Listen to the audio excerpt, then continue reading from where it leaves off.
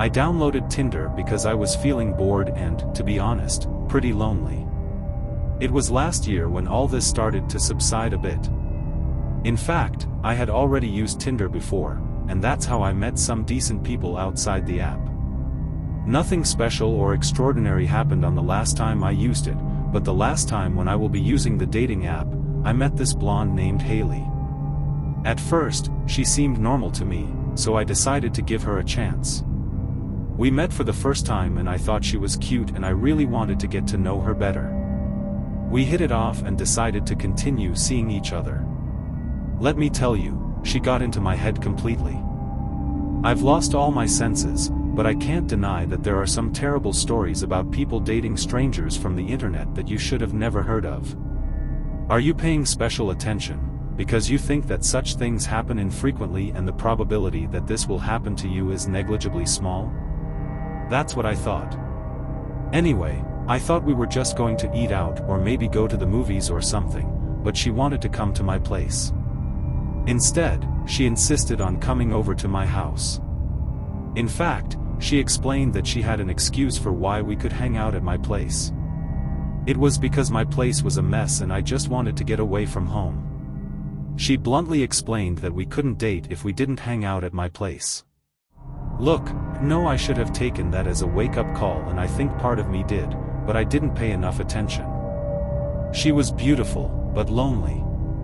I think she definitely used her beauty to get what she wanted, because she knew that I was lonely. In the end, I decided to give up and tell her that she might come, so we set a time for her arrival. It gave me enough time to clean up at home, take a shower, and get everything in order. She texted me when she arrived and I let her in. At first, it was a little awkward, and I immediately noticed that she looked a little different from her photo on Tinder. I wasn't sure if I was thinking too much or not, so I didn't say anything about it at first because I didn't want to seem rude. Anyway, I decided not to dwell on it and we started talking. Everything was going well until she asked me if I had any alcohol. I told her I had half a fifth of whiskey left in the cabinet. I excused myself to go to the bathroom and when I returned, she was still there. I was sitting on the couch with a drink in my hand. I saw that she had prepared a drink for me, but I wasn't in the mood for alcohol, especially not for alcohol. So, I grabbed a beer from the fridge and drank it instead.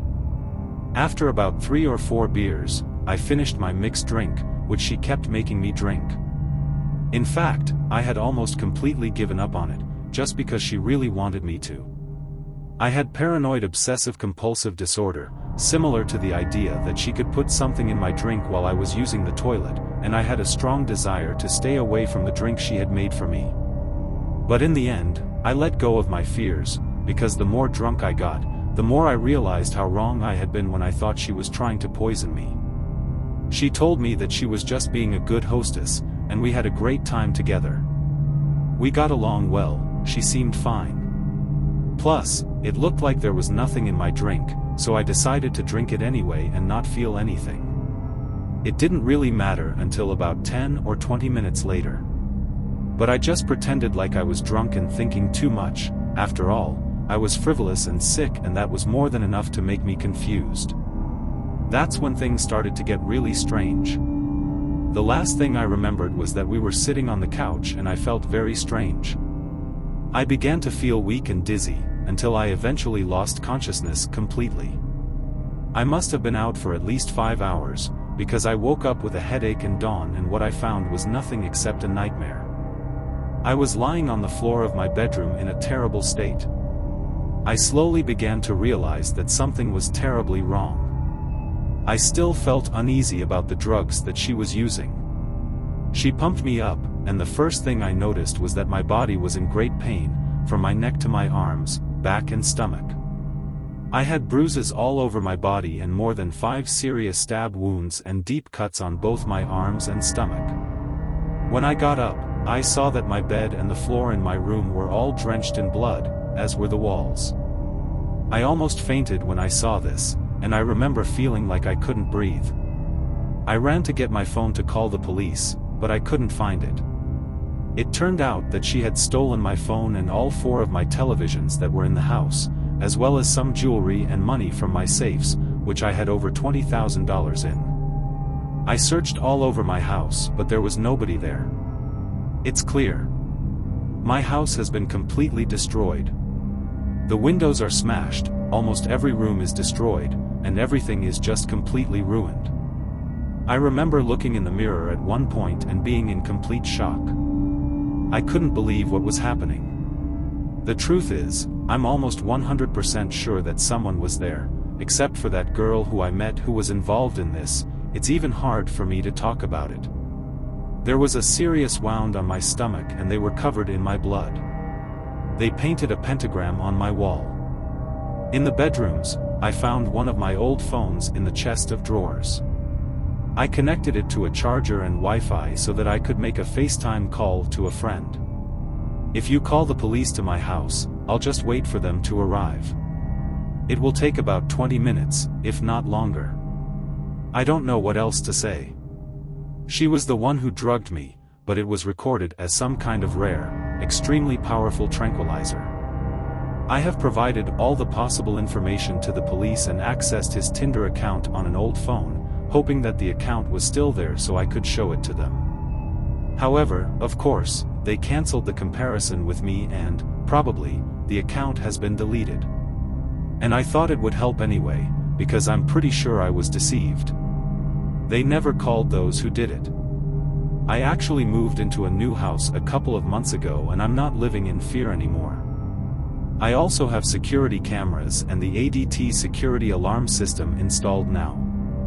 I recommend it to everyone, if it's possible, it can save your life. A few years ago, I made a decision that I consider to be one of the worst mistakes I have ever made.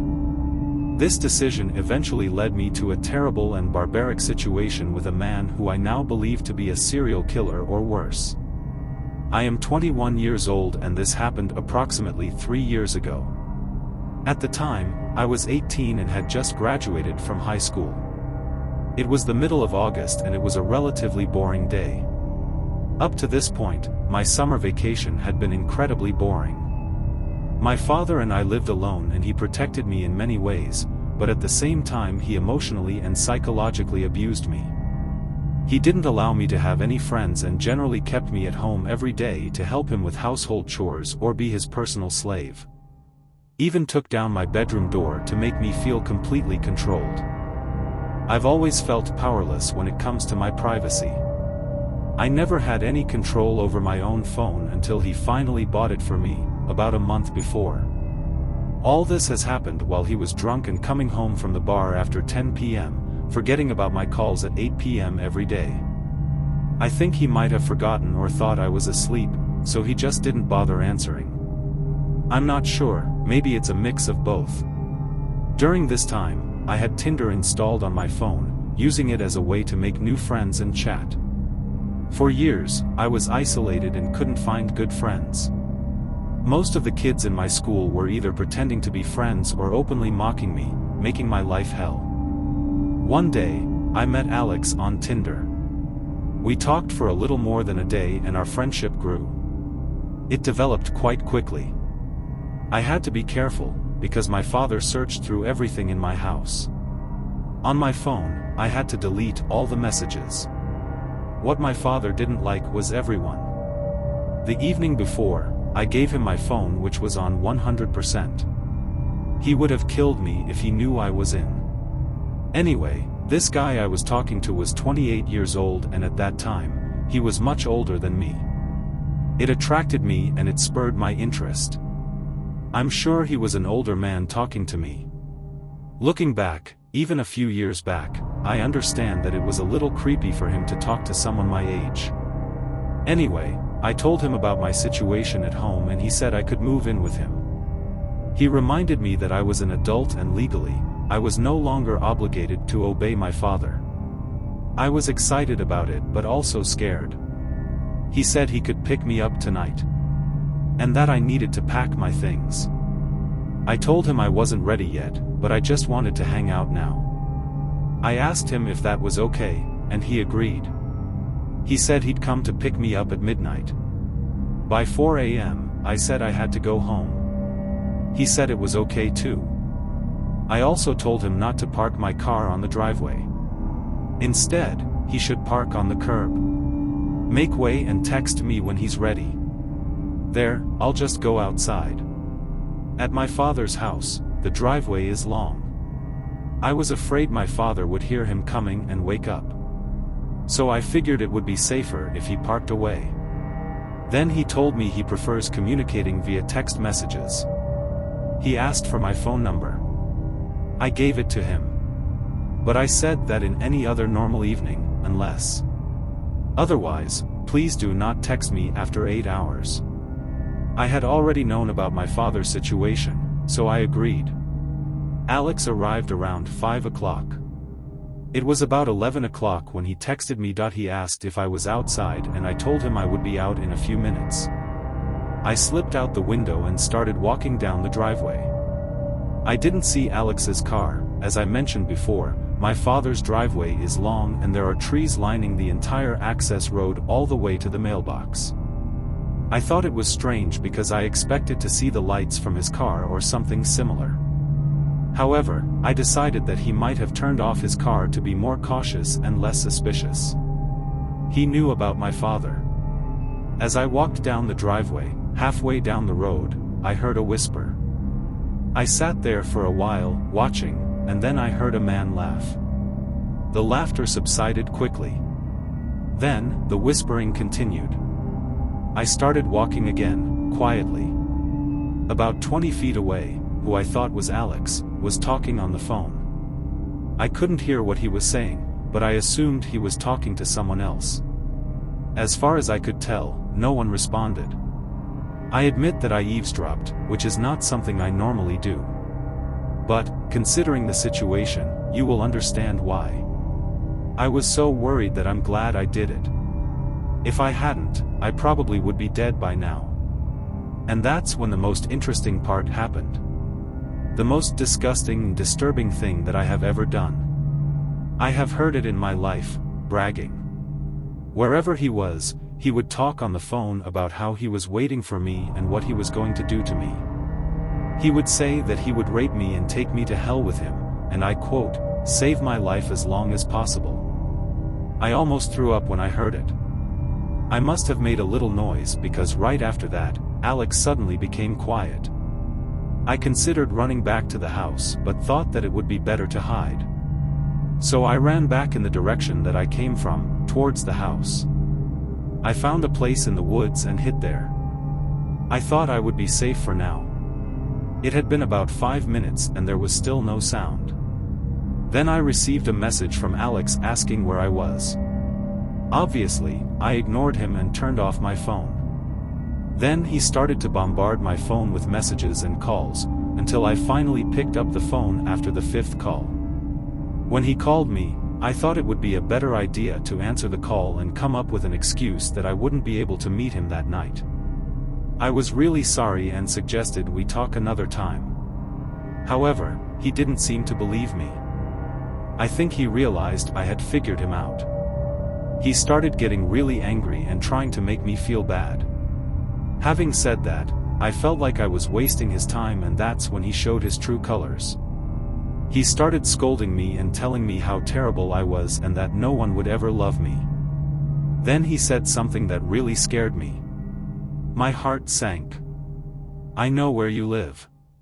Just remember that. I hope you sleep well, darling. I'll see you soon. Then, he hung up the phone. Almost immediately after that, I heard the car start and drive away. Fortunately, that was the last time I heard from him. I really wanted to keep the peace. Because he knew where I lived, I just hoped he would stay away after that. I lay awake all night, wondering if he would come back or not. I was afraid he would hurt me. I blocked him on Tinder and my phone numbers, and called my grandmother the next morning until Dad was at work. I told her what had happened. I trust her completely.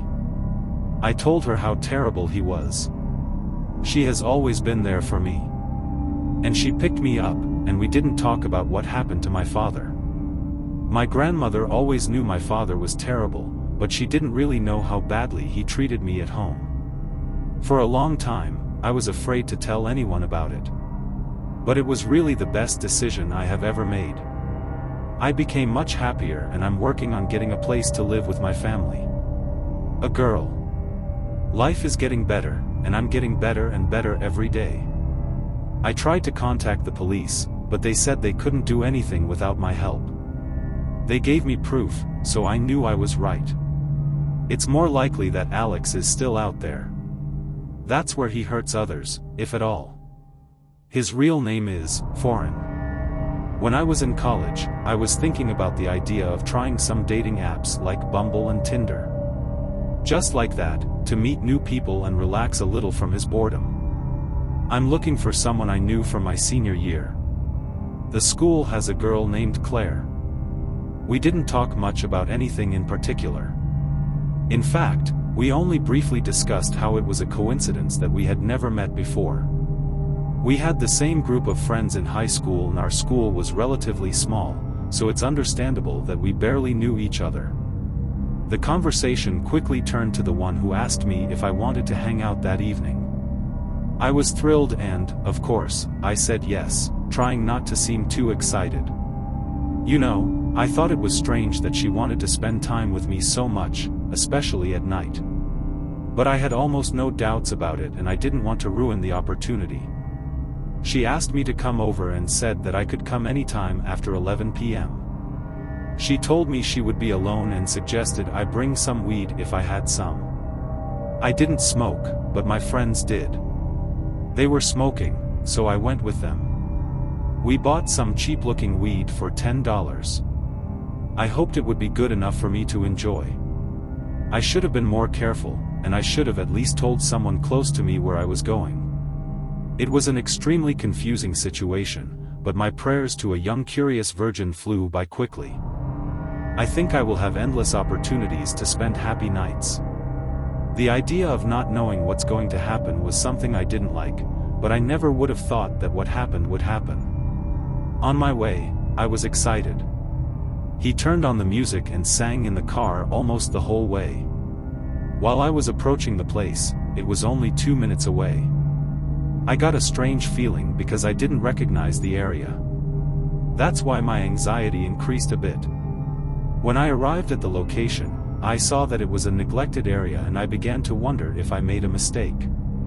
The address she gave me was the same as the one I had, so I continued driving until I found her house. My heart sank when I saw it. Deep down, I knew something was wrong. There was something strange about the house and the area. It was dark with only one light source.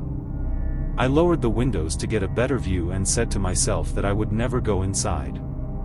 The house looked abandoned, but I decided to leave anyway. Less than a minute later, I received a notification about Tinder from Claire, who asked me where I was going. I told her I thought I was at the wrong house. She told me I was wrong and made assumptions. I made her tell me to come back. Once, I seriously didn't want to and had a terrible feeling. But I also didn't want it to be so bad. I foolishly came back. I asked Claire if she would come out, but when I got there, she called me names. She was a weakling and just said what she had to say. I was going to leave, so what? The door was unlocked and I could just log in and... To this day, I am ashamed of how stupid I was. Do what she said, but I did it. I parked the car on the side of the road and started walking up to the porch. I knocked on the door to get in. They found out and opened it. I entered slowly and immediately. He could tell that the house was in a terrible state. It was very dark, but from what he could see, it was a complete mess and looked very unpleasant. He heard music coming from upstairs, and saw a light there, so he went up. "Hi Claire, it's me," he said. The closer he got, the louder the music became. It sounded like some kind of heavy metal, which made him feel even more uneasy, adding to the creepy atmosphere. Finally, he reached the top of the stairs and saw that there were only 2 rooms. One was a bathroom with the lights off. He looked inside, but there was nobody there. The other door, from where the music was coming, was shut. From somewhere, he heard a sound, but he couldn't tell where it was coming from. Was there a light on in the room, or was it just his imagination? Inside, that's when my anxiety turned into fear. I really started to doubt my choice. How did I end up in this situation? Then the music stopped and I heard a bunch of footsteps on the wooden floor in front of me. There was a room and people were talking. Then I heard a loud scream from the bedroom that scared me so much that I almost fell down the stairs. Finally, my feelings took over and I realized it was time to leave and how dangerous the situation I was in. I turned to run downstairs and that's when I saw a guy dressed in black with goth makeup and long dark hair. Almost simultaneously, the door upstairs also opened and Ethan said, "Hi, Claire, glad you could come." I turned around and it wasn't Claire from school at all and I was deceived. And the guy downstairs, he walked quickly up the stairs towards me. "Okay, guys, this is not funny anymore. Please, just leave me alone."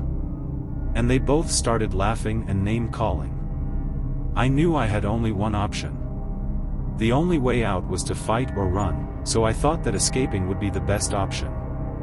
I ran to the bathroom and managed to close and lock the door before they could get to me. They both started banging on the door, trying to twist the door handle with incredible strength. They told me to open the door. We searched around for something I could use as a weapon. The best thing I found was a toothbrush. I knew it wouldn't help, but I decided it was better than nothing. If I really had to, I would stab them in the neck or eye with it. As I started to panic, I realized that this was my last chance. I had to do something. I fully realized the seriousness of the situation he found himself in. I pulled back the shower curtain and saw a window that looked quite small, but it was my only way out. That I opened the window and managed to get through it, but as soon as I landed on the other side, I almost slipped and fell through the roof. Fortunately, I restrained myself and continued around the house. While still on the roof, I looked for the safest way down and succeeded in finding a trampoline in the backyard.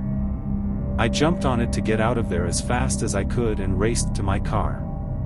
There was no sign of anyone chasing me. They didn't try to stop me or anything like that.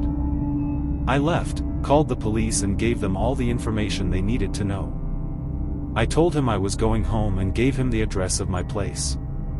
Later, the police came to my house to tell me about what they had found. They wanted me to make a better statement, so I could help them.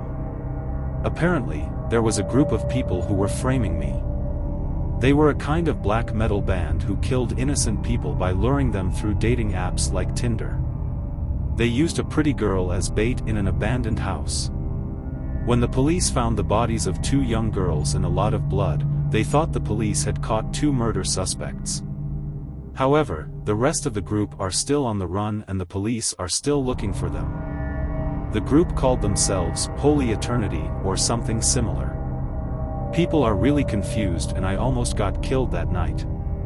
I have never used a dating app again since then and I don't think I ever will.